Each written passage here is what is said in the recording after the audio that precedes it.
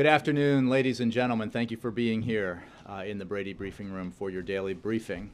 Before I take your questions, I had a couple of topics I wanted to raise. First, tomorrow, the United States Senate will hold a cloture vote on the nomination of Caitlin Halligan to serve on the U.S. Court of Appeals for the District of Columbia Circuit.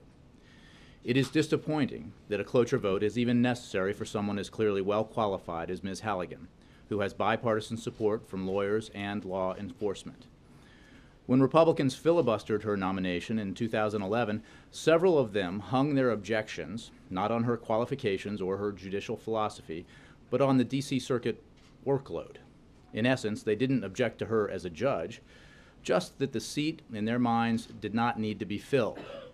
But since then, there has been an additional vacancy on that circuit, leaving the court with 4 vacancies, 36% vacant. In fact, the court has never been this understaffed in its history, and the caseload has increased almost 15% since 2011. After 726 days of delay, we strongly urge the Senate's support and an up or down vote for this well-qualified nominee with credentials from across this political spectrum for a court that is 36% vacant. I have some slides that I hope will turn up. In fact, last night we released an infographic on whitehouse.gov showing that Caitlin Halligan is not alone in suffering endless delays for a vote. As you'll see, 78% of President Obama's circuit court judges have waited more than 100 days for a vote, compared to 15 of President Bush's nominees. On the second slide, this obstruction also applies to President Obama's district court nominees. 42% of our district court judges have waited more than 100 days for a vote, compared to 8 of President Bush's nominees. On slide 3, you can see that the average wait time for our judicial nominees to get a vote on the floor of the Senate, both for the circuit court and the district court, is 3 to 4 times as long as it was under our predecessor. This is a problem that needs to be resolved for the sake of our judicial system, for the sake of the carrying out of justice in our country in a expedited and deliberate manner. And we have seen some positive signs of late that perhaps the logjam is beginning to break on Capitol Hill when it comes to confirmation of judges, and we certainly hope that the spirit that informs that change, modest as it has been, will inform the vote the Senate takes on Caitlin Halligan. Secondly, if I may, I would like to note that on Thursday, the President will sign the reauthorization of the Violence Against Women Act. He will be joined by the Vice President, who authored the original law in 1994, as well as women's organizations, law enforcement officials, tribal leaders, survivors, advocates, and members of Congress. The law strengthens the criminal justice system's response to crimes against women, including domestic violence, sexual assault, and trafficking. It's a very important milestone that was reached with the vote most recently in the House that allowed this to reach finally the President's desk, and he looks forward to signing it. And with that, I go to Julie. Thank you. Why did the White House decide today to release the OLC memos on the drones to the Senate Intelligence Committee after having said you wouldn't before? We have worked with the committee to provide information about legal advice, and we have worked with them to meet their concerns in what the President believes is a unique situation, and to, in doing so, help expedite confirmation. What we have said all along is that, with John Brennan, the issue here should be, as it should be with every nominee, the qualifications of the nominee. And on the merits, John Brennan is a uniquely and highly qualified nominee to be the next director of the CIA. And we urge the committee to vote, and we urge the Senate to confirm him as quickly as possible so that he can get about the business of running the CIA, again, a job to which he is uniquely suited. Is this now the full complement of the OLC memos that the Senate Intelligence Committee is going to have access to, or are there any others that you're keeping private? I would refer you to the Department of Justice, but I can simply say that we have worked with the committee to provide information about advice, legal advice, on issues of concern to committee members, and have done that recognizing that this is a unique and exceptional situation.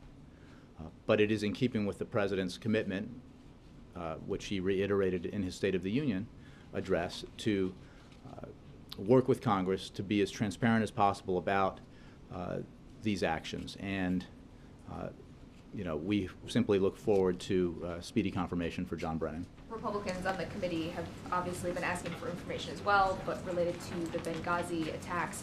Is that information being sent to them? Are they getting any additional backup emails that they've been asking for? I think we have provided information to committee members who have been interested in that matter, again, in an attempt to be helpful and cooperative as we move this process forward. That issue then returns me to my point earlier, which is that John Brennan's nomination ought to be considered on its merits, on his qualifications, not on disputes about an issue that did not involve John Brennan's nomination to be the CIA director or Senator Hagel's nomination to be Secretary of Defense. These are, we have been enormously cooperative with Congress on the issue of Benghazi. Hours and hours of testimony, including the Secretary of State, 10,000 pages of documents, I believe, numerous hearings, and working with members on their concerns as with regards to these nominations. But again, our nominees ought to be considered on their qualifications. We were glad to see Senator Hagel confirmed as Secretary of Defense, and we look forward to John Brennan being confirmed as CIA Director. And then just quickly on North Korea, does the White House believe that the package of sanctions that the U.S. and Chinese diplomats have apparently agreed to up at the UN will be the step that's needed to get North Korea to back away from its nuclear program? Well, as Ambassador Rice indicated this morning at the United Nations in New York, today the United States tabled a draft Security Council resolution that responds to North Korea's February 12 nuclear test. The draft resolution, which is agreed upon by the U.S. and China, provides a credible and strong response that further impedes the growth of DPRK's nuclear weapons and ballistic missile programs and its ability to engage in proliferation activities. We anticipate adoption of this important resolution later this week. UN has more information if you need more details about it, but I think this demonstrates an international consensus about the urgent need for North Korea to abide by its international obligations, to get right with the world when it comes to its nuclear weapons ambitions, and in doing so, to begin to end the isolation that the government and the country of North Korea has found itself in because of its pursuit of nuclear weapons. Matt. Staying on North Korea for a second, North Korea threatened to scrap the armistice that ended the Korean War and to sever a military hotline with the United States if the South Korea and Washington press ahead with war games. Now North Korea has been known to bluster before, so can you tell us how seriously or not the administration is taking this, and what, if any, action might be planned? Well, the DPRK will achieve nothing by threats or provocations, which will only further isolate North Korea and undermine international efforts to ensure peace and stability in Northeast Asia. We have urged the North Korean leadership to heed President Obama's call to choose the path of peace and come into compliance with its international obligations. Again, these provocations are not new, I think, to your point, but they certainly are not helpful to the North Korean people, and they're not helpful to the effort to bring North Korea into compliance with its international obligations. Okay, and another one on Venezuela. Right now, the Venezuelan vice president is giving a live address, and of course there are lingering questions about the declining health of President Hugo Chavez. But what Maduro says is that they've uncovered conspiracy against the Venezuelan government, and he's just announced that the U.S. diplomatic attaché has been expelled for plotting against the Venezuelan government. Well, are you aware of this? Obviously, you're reading out a real-time press conference or statement from Venezuela. I can simply say that questions about President Chavez's health should be directed to the Venezuelan government. I have no reaction to the charge that you've just repeated, I can tell you that we continue to seek a functional and productive relationship with Venezuela, and we remain open to a dialogue with Venezuela on a range of issues of mutual understanding, including counter-narcotics, counter-terrorism, and the commercial relationship between the two countries, including energy. But for more on that, I think we'll have to wait and see if there's a reaction that might come from the State Department. Jim. Jay, the House yesterday, House Republicans yesterday talked about, and I guess they sort of unveiled this, a proposal to extend the CR through the rest of the fiscal year, and it would include some, I guess, some provisions in there that might soften the sequester somewhat, its impacts on the Defense Department, although the programs that they selected might not be, I guess, the same programs that Democrats would select in either the House or the Senate. What's the President's reaction to that? Well, we are reviewing the proposed continuing resolution, so I don't have an official position to provide to you today. I think I would point you to a couple of things. One is we believe that a CR should be practical, it should be non-political, and it should be consistent with levels of the Budget Control Act. And it is our understanding, at least on the last point, that the CR in question is consistent with the levels of the Budget Control Act. You know, I would await for a further response from us as our experts examine it and make assessments about it. But, you know, our interest is not in, you know, as long as these goals are met, that we do not, you know, go headlong into another manufactured crisis. You know, we are focused on trying to find common sense solutions to the challenges that face us. The President has, when it comes to deficit reduction, which is the issue on the table, consistently put forward common sense, middle of the road solutions that represent balance and have met the Republicans halfway, and he will continue to pursue that with the Congress as we try to address both the sequester and the broader challenge of reducing our deficit in a way that's fair and that puts us on a fiscally sustainable path. But for more on the CR, we'll have to wait a little bit while we assess it. And a number of Republican senators have stepped forward, I guess, in the last several hours to say that the President has reached out to them on the sequester. Is this a charm offensive? The President is engaging with lawmakers of both parties and will continue to do so. He stood before you on, I believe it was Friday, and talked about the need for you know, bipartisan work around on common ground when it comes to reducing our deficit. We should be able to achieve that. He's put forward a proposal that addresses the need for entitlement reform in a very serious way as part of a comprehensive package that includes tax reform that would close loopholes and cap deductions in a way that Speaker Boehner said was his position just 2 months ago. So both sides, if you will, are for entitlement reform and tax reform, and really, you know, one of the issues that seems to be still a matter of debate is what do you do with the revenue gained from improving our tax code, closing unnecessary loopholes, eliminating special breaks for the well-connected and well-off. Do you take that and convert it into tax cuts that disproportionately benefit the wealthy, or do you apply it to deficit reduction, which is, you know, an eminently conservative and reasonable position to have? That's the President's position.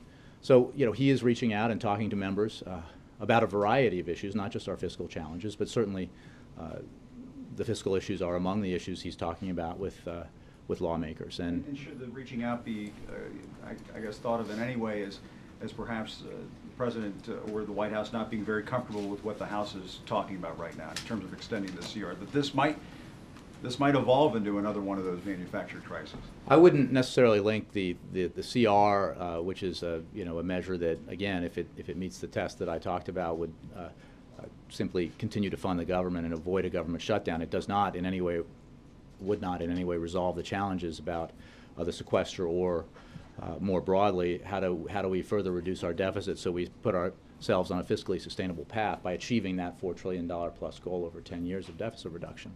That work remains to be done, and the President is interested in, finding the members of the Caucus of Common Sense and working with them to bring about a resolution to this challenge, because we should be able to do it. he has put forward. And finally, I think there's some recognition here, although occasionally you see some Republican leaders insist the president doesn't have a plan. Perhaps they don't have the internet in those offices, but the plan is available to all of you. It has been, lived in various incarnations, including the president's submission to the super committee back in the fall of 2011, the president's budget, as well as the president's proposal to Speaker Boehner at the end of the year, which remains on the table and available to be taken up, and we hope it is. Can I follow on? Yes, Ann. Thank you. When is the president going to put out his budget that traditionally comes out in February? Was the delay caused at all by the sequester, or is the CR a factor in the budget that he will produce? And why not do tax reform as one larger package later this year? If so, when would that be?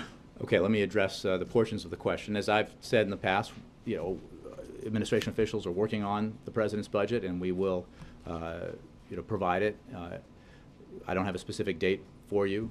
There is no question that the series of crises, largely manufactured, that we in Congress have been having to deal with over the past several months have had an impact on that process, but the fact is we're working on it, and we will submit a budget. And we note that the Senate will be submitting a budget as well as the House. And I think the president believes that there is some reason to hope that we can take that simple fact and pursue what a lot of people refer to as regular order, which is to use that budget process to try to resolve some of these issues, and maybe that's an avenue to do it. There's an interest, I think, on both sides to return to regular order as opposed to a situation where we're dealing with these unique and arbitrary deadlines and cliffs and crises and things. But the broader issue is, how do we go about the job of reducing our deficit further, achieving another $1.5 to $1.8 trillion in deficit reduction that would bring us to $4 trillion or more over 10 years in a balanced way. Thus far, the president signed into law $2.5 trillion in deficit reduction. That has come largely in spending cuts. That's an important fact to note. The Republican leaders in the House in particular, but also in the Senate, like to say that the president got his revenue increases on January 1st, but the fact of the matter is that even with the raising of the income tax rate for the wealthiest Americans back to the level under Clinton, the income achieved from that, the revenue achieved from that, is something like $620 billion, I think, and that is still remains just a relatively small portion of the overall achievement in deficit reduction thus far. It does represent balance. We need to continue with the balance, and the president's proposal, his offer to Speaker Boehner, continues that. It includes entitlement reform savings as well as savings from tax reform. And the tax reform, again, as I said, is something that Republicans say they're for. All we're asking when we say let's get tax reform and entitlement reform done together in this effort is for the Republicans to adopt the position that Speaker Boehner had 2 months ago. When this year do you think tax reform would come up as a complete issue? I would not predict when this would happen. Obviously, the president hopes that we can have movement on this issue, sooner rather than later, because it's one that has, tied up Washington unnecessarily and to the nation's detriment often. That's certainly what we're living through now with the imposition of the sequester, a wholly manufactured crisis, wholly unnecessary, that's happening because of a decision by the Republicans in Congress not to go along with the basic proposition that balance is the right way to reduce our deficit. So I think the sooner the better, but I'm not saying it will happen sooner. I'm saying that the president is pursuing, taking an approach that is looking for partners who agree with the basic idea that we can do these two big things. We can reach that goal of $4 trillion through entitlement reform and tax reform. And he has put forward a very reasonable solution to that end. Kristen. Jay, thanks. Senator Lindsey Graham is telling reporters that part of the president's message today to him was that he wants to revisit the idea of a grand bargain. Can you confirm that? Is that really the central message? Well, I'm not going to read out individual conversations that the president has had. I think that it's fair to say that when I talk about and the president talks about finishing the job of hitting that $4 trillion target that was originally laid out when we were all talking about grand bargains, and the Simpson-Bowles Commission was putting its original plan forward, and others were doing that same kind of work. That finishing that job, you could say, would be the completion of the goal set when the grand bargain negotiations were started. The task is smaller numerically now because of the achievements that have taken place already in the $2.5 trillion in deficit reduction. But it is also true that what remains is hard stuff: entitlement reform and tax reform. But it should not be that hard, because the president has led on this issue by demonstrating a willingness to agree to entitlement reforms that I think it's fair to say most of you would recognize as tough choices for Democrats. All he is asking is that Republicans make similarly tough choices for themselves, and that is to go along with a reasonable proposition, which is that everybody ought to share in the burden of reducing our deficit. That is the best thing to do for our economy. It's the best thing to do for our middle class, and it is an absolute fact in our history that when our middle class is strong, when the economy is growing from the middle out instead of from the top down, our country is stronger and our people are better off. Is it fair to say he sees this as an opening, a new opportunity to achieve the rest of the grand bargain, though? I think that he's been very transparent about his desire for Republicans to take up his offer, which remains on the table, from the fiscal cliff negotiations, and to move forward with a balanced approach to deficit reduction that includes revenues through tax reform, much as Speaker Boehner said was possible, to the tune of $1 trillion in December. The President's proposal, I think, is something short of $600 billion. It doesn't seem, it doesn't make a lot of sense that what the Speaker thought was possible in December, and possible in a way that could produce $1 trillion in revenue, is now impossible under the President's plan. So, and he has put forward a serious entitlement reform. So he'll continue to have these conversations, continue to have these discussions with lawmakers. I want to make clear that he's not, when he talks to lawmakers, it's not just on one subject. You have seen that we continue to work on immigration reform. We continue to work on measures to reduce gun violence. We continue to work on all of the items on the President's agenda. And the conversations he's having with lawmakers include those issues as well, not just our fiscal challenges. And Jay, finally, if you look at some of the latest polls, the Gallup poll, the President's approval rating has dropped. If you look at the CBS News Wall Street Journal poll, it seems as though Americans are pretty evenly dividing the blame on the sequester. 38% blaming Republicans and 33% blaming President Obama. Was there a miscalculation on his part not to negotiate more with Republicans sooner? Well, I think you're misrepresenting his position in that he was making clear that his proposal was on the table, a proposal that represented compromise. The position Republicans took was no compromise, no way. I think the Speaker of the House said he would never negotiate with the President again, right? That's him saying it. I think Republicans made clear in the run-up to the implementation of the sequester that they would have no discussion about revenues. Well, that hardly represents a willingness to negotiate or compromise. So, and the Senate put forward a bill that Republicans filibustered that would have brought down the sequester and postponed the implementation of the sequester in a way that would have allowed Congress to pursue the broader deficit reduction package through regular order. Unfortunately, as I said, Republicans filibustered that. The fact of the matter is Americans are rightfully upset by the dysfunction they see in Washington when you have, in particular, one House of Congress and the one party within that House of Congress, adamantly refusing to go along with a principle that is endorsed by a vast majority of the American people, including a majority of Republicans out in the country. It seems like they're blaming everyone for this dysfunction, though. Again, the President's focused on trying to find solutions.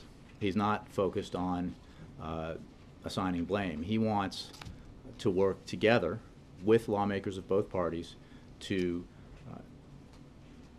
fix these problems, to put our economy on a fiscally sustainable path through further deficit reduction that is achieved in a balanced way, that doesn't ask seniors to bear all the burden, that doesn't ask middle-class families to carry the load by themselves. The choice of, imposing sequester that, as I said yesterday, achieves none of the stated goals that Republicans claim they have, but only does harm to those who will have their hours reduced or their jobs taken away from them, or to industries in the defense sector that will be hard hit, businesses within the defense industry that will be hard hit, because they refuse to close some tax loopholes or, agree to the basic principle that revenue ought to be part of the package. So, that's unfortunate. The President's looking forward to how do we move from here to resolve these challenges. Bill. General Mattis said earlier today that the Syrian opposition was complicated enough so that he could not recommend arming them, not knowing where the arms might wind up. Secretary of State didn't seem to go quite that far. Do you have any guidance? Well, I think we have said all along that we are working with the Syrian opposition and helping them unify, and with our international partners, and identifying those elements within the opposition that have as their goal greater democracy for the Syrian people. And we will continue to do that. I don't see, I'm not sure what conflict you're suggesting exists between what the Secretary has said and what General Mattis has said. It seems that, according to what's been said, that it might be possible that we would find some segment of the opposition to help with arms. Well, again, our policy remains what it has been, which is we do not provide arms to the Syrian opposition. We have provided substantial assistance in general, including the assistance announced by Secretary Kerry in Rome, and separately from assistance to the opposition, we have provided substantial humanitarian aid to the Syrian people, and that will continue. But on the issue of arms, I have said consistently, and will say again today, that we are constantly reviewing our assistance programs, constantly reviewing our policies with regards to Syria, and making changes and adjustments and increases in our assistance according to our assessments of what will help the Syrian people achieve their objectives. So when you say you do not supply, we do not supply arms, you're speaking in the present and not necessarily in the future.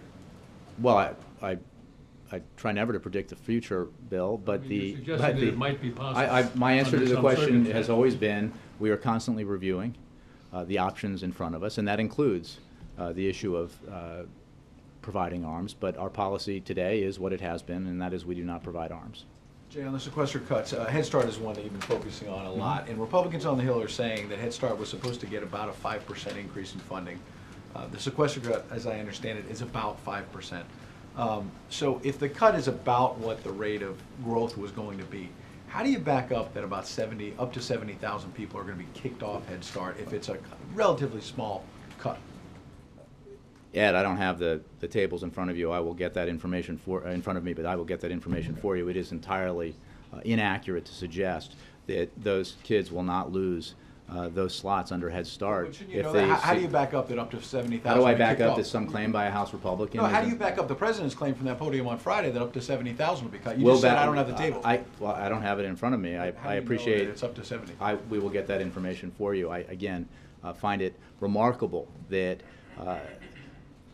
those who weeks ago and certainly months ago were decrying sequester as the worst possible thing that could happen now embrace it as a victory and try to diminish its impact on the most vulnerable people in America, including kids who go to Head Start.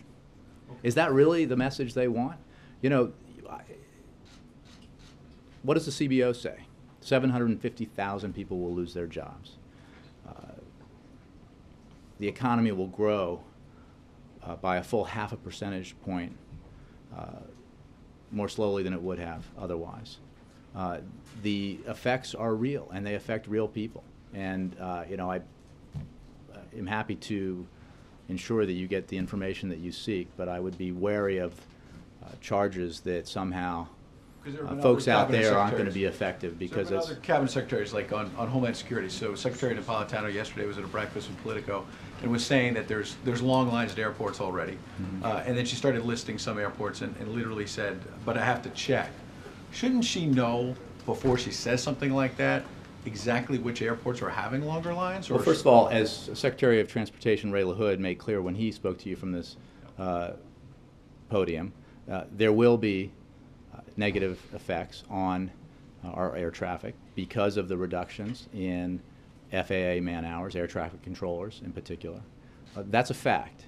And efforts to muddy that fact by singling out a certain statement, we can do that, but there are real people out there who will be delayed or who will have their wages cut or who will lose their jobs as a result of the sequester, while folks in Washington are arguing over whether this particular impact happened when we said it was going to happen or a week later or a month later. Except I'm sure you're aware that on social media there are real people that you cite who are tweeting from airports all over the country saying, I'm not seeing any long lines. Now that may just be anecdotal. Maybe And I think you should go with the story that the sequester is having no effects. no effect on airport. One other quick thing, TSA, Right. the Secretary said that TSA is impacted because their budget has been cut, that's why we're getting longer lines at the airports. It came out today that TSA on February 27th of this year had a new contract for new uniforms to the tune of $50 million. Do you think it's a good idea for the TSA 2 days before the March 1st deadline that you and every cabinet secretary has been up here warning about? You got to really be careful with the pennies right now.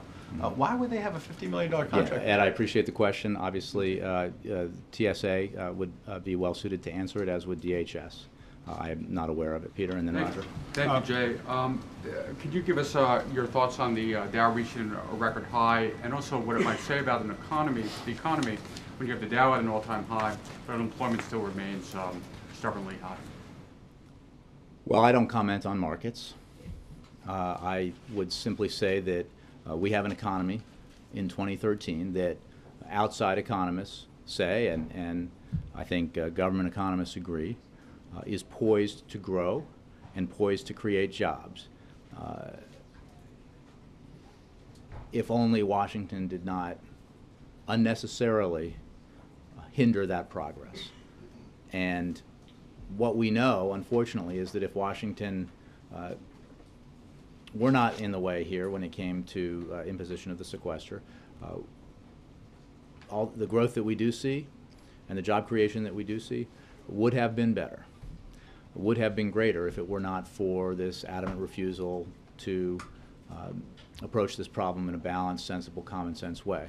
Now again, as I've said already, the President is engaging with lawmakers in the hope that we can move forward in a balanced way, because he believes and knows that there are Republicans who agree with the vast majority of the American people, with the majority of Republicans in the country, with the majority of independents in the country, that we should do this in a balanced way, that we should include revenues as well as entitlement cuts, spending cuts, when we further reduce our deficit. And so he's looking for solutions. He's going to work with, or hope to work with, those members of Congress who are interested in common sense solutions.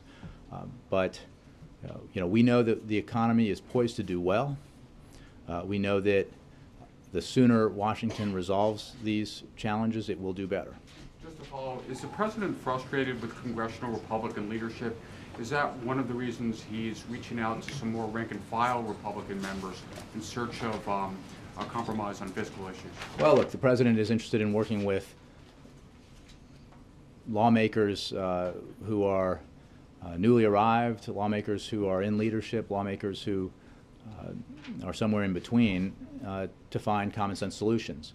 And it's a fact that in his negotiations with the Speaker in the past, he has had reason to believe that real bipartisan compromise was possible. That's why he pursued those negotiations. That's why he compromised in the way that he did, and he put forward offers that represented true good faith in their attempts to meet Republicans halfway. And he will continue to do that. The offer to Speaker Boehner remains available.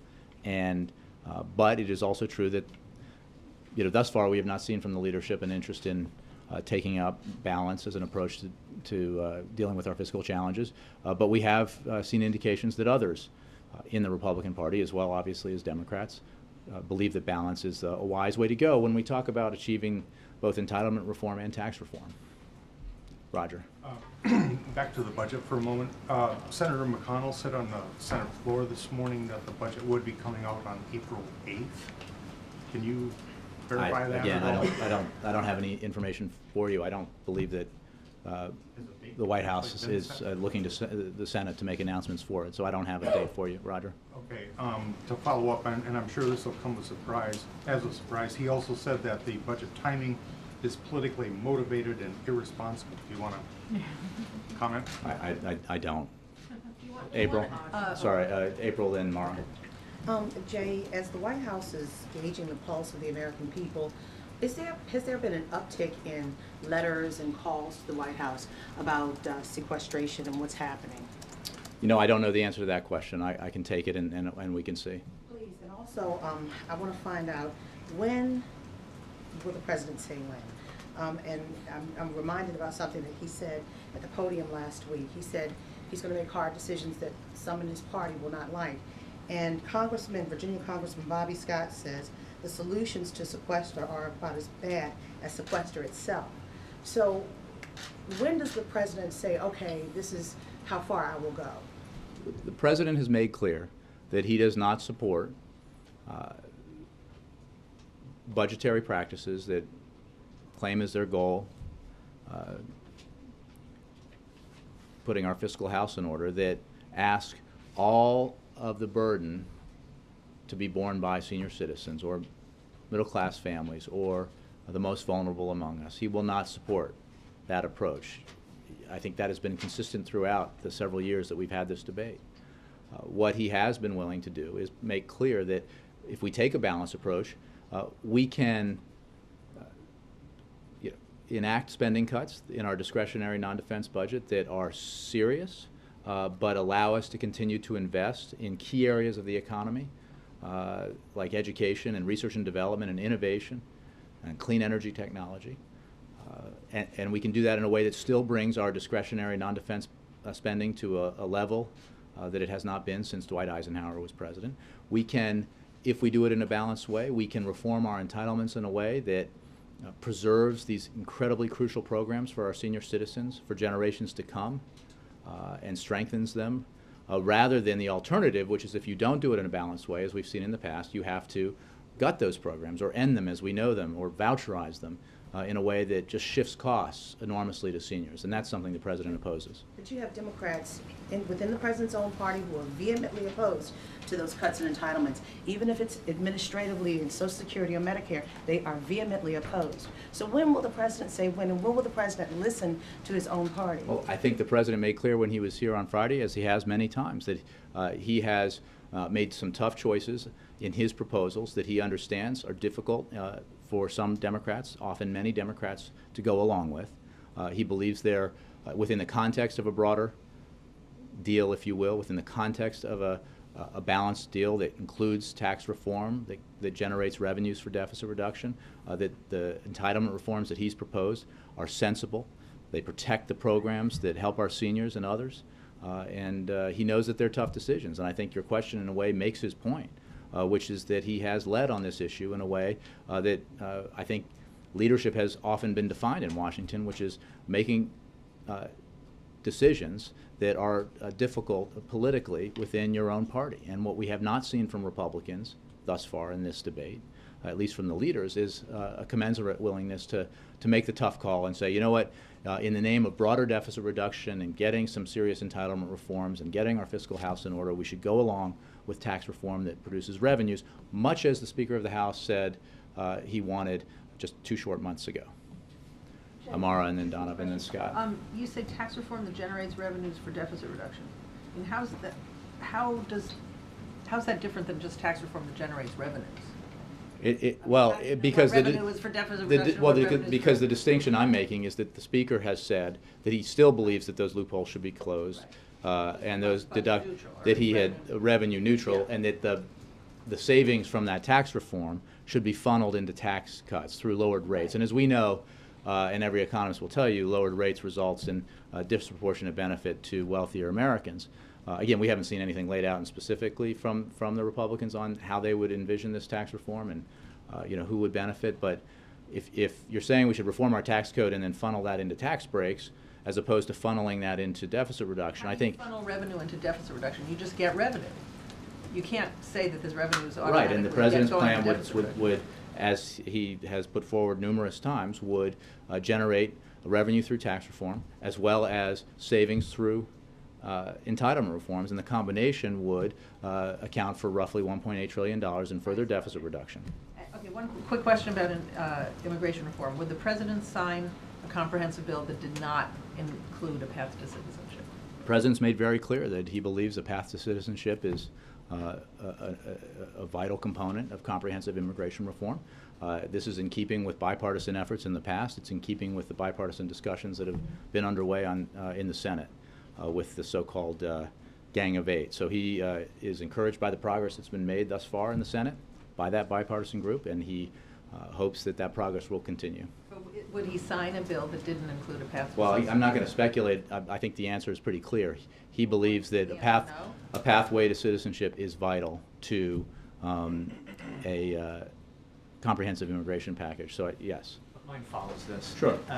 On Jeb Bush's comments yesterday, Mhm. I'm just wondering if as a result, does the White House believe that it has made it harder for the president to work with Republicans in Congress now that Jeb Bush has come out against a path to citizenship? Does it move the whole debate to the right? Well, I would leave it to you and others to assess the political dynamics at play here. I would note that numerous Republicans believe that part of comprehensive immigration reform has to include a pathway to citizenship. I would also note that, just to be clear, that the president's what the president's put forward in his blueprint and what others have been considering does not give an advantage to illegal immigrants. It makes clear that they have to go to the back of the line when it comes to applying for citizenship, and that's a key component of the president's blueprint. All the way in the back, yeah. Today China Donovan, you're next, sorry. Today China announced to increase its defense budget by 10%. How do the US sees this? Do you think this will increase the instability in the region or concern the countries in the region? I don't have a specific reaction. Obviously, we work very closely with our international partners our partners in the Asia Pacific region. We are a Pacific power, and we have significant interests in the region. We engage with and work with our Chinese counterparts on a variety of issues, both economic and security related. But for specific reactions to that, I would probably refer you to the Defense Department. Donovan. Thanks, Jay. A little bit of a follow-up on something Kristen and April asked. Gallup had a survey recently that showed 51% of the American people have no idea whether the sequester cuts are good or bad. And as Kristen noted, the president's approval rating dropped 7 points in a week. So it's clear the American people are blaming him no matter what it is. Whoa. Before we say anything's clear based on one poll, could we just think back a few months to the summer and fall of 2012 and understand that, we're here focused on the president's agenda, getting the work done that we think is most beneficial to the middle class. I would caution everyone. I'm not saying this is a bad poll at all. I have no idea. I haven't even looked at it. But I would caution everyone to not suffer from amnesia about the folly that comes from chasing one poll's results and making grand conclusions about it. Amnesia. It could be. So Anyway. can I just finish my question? Yeah. Sorry about that. And so over half don't know whether sequester is good or bad. He's been out stumping on this. I'm stunned that sequester, that many people even know what sequester is, because it is, it's a term that most people are familiar with only if they've done jury duty, right? So it's not, it doesn't really make a lot of sense when it comes to budgetary issues. But sorry, proceed, Donovan. They know. If they're furloughed, they know They do what's know going furlough, on. yeah. So he's been out there, though, stumping, speaking across the country and also addressing it from here. How does the White House account for that seeming failure to break through, to get his messages out? Well, again, I would argue that most Americans are focused on their daily lives, what they're doing to ensure that they're taking care of their families, that they're making ends meet, and to April's point, whether they know or have heard about sequester or sequestration, they'll know that something bad has happened if they get a furlough notice, or a layoff notice, or a notice that says their child, in direct contradiction to Ed's question, actually loses a slot in Head Start. They will know, and it will be unfortunate. The President said, and it is absolutely true, that we will manage this situation, but it cannot be lost on anyone that it's unnecessary, and none of this achieves the stated objectives of the Republican Party. That is, significant long-term deficit reduction. Sequester doesn't do it. Increases in defense spending, which a lot of Republicans say they want, Republican budgets have proposed. It does the opposite. Increases in Border Patrol, increases in some of the other priorities that Republicans say they have. None of this is achieved through sequester. Entitlement reform does not happen under sequester. I think for these reasons, Republicans decried sequester. And the Speaker of the House just a few weeks ago said it would harm our national defense and cost thousands of jobs, and he was right then. And when some House Republicans call this a Tea Party victory or a home run, as two House Republicans have on the record, we couldn't disagree more, because it may be a narrow political victory in some conference room on Capitol Hill, if that, but it achieves none of the Republican Party's stated objectives, and it does direct harm to our national defense and to average folks across the country. Thanks, Jay. I'll take one more. Yes, you've been. Thank you. The Saudi foreign minister said today that negotiation with Iran is a waste of time. Does the White House agree with this point of view? Well, we are engaged with our international partners through the P5+1 process in discussions with Iran. We are very clear-eyed about Iranian behavior, and that behavior has led to a situation where they are more isolated and suffering through an unprecedented sanctions regime, more isolated than ever before and suffering through this sanctions regime. That regime has done harm to its economy.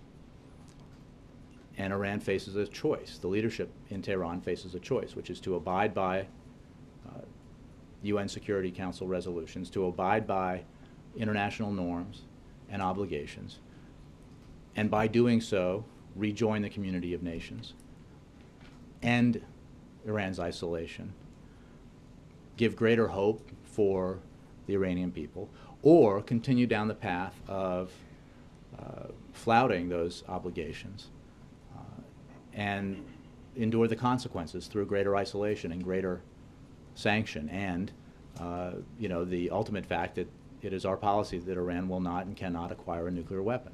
And the window of opportunity here, as I said the other day, I think yesterday, will not remain open forever when it comes to Iran's chances to get right with the world. Thanks.